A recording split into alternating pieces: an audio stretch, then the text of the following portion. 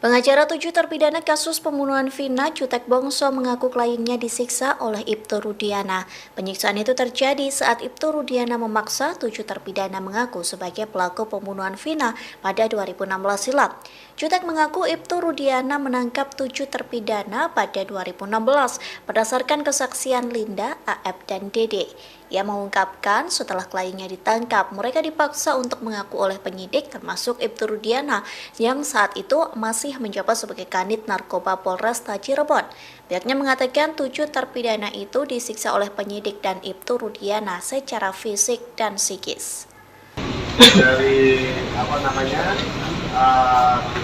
melaporkan sampai selesai saat ini semuanya sudah diterima dengan bukti yang kami bawa semuanya dinyatakan lengkap, gitu ya. Dinyatakan lengkap artinya bahwa apa yang kami laporkan menurut penyidik yang karena dikonsulkan ke penyidik ya bisa dilakukan dalam bentuk penyelidikan ya.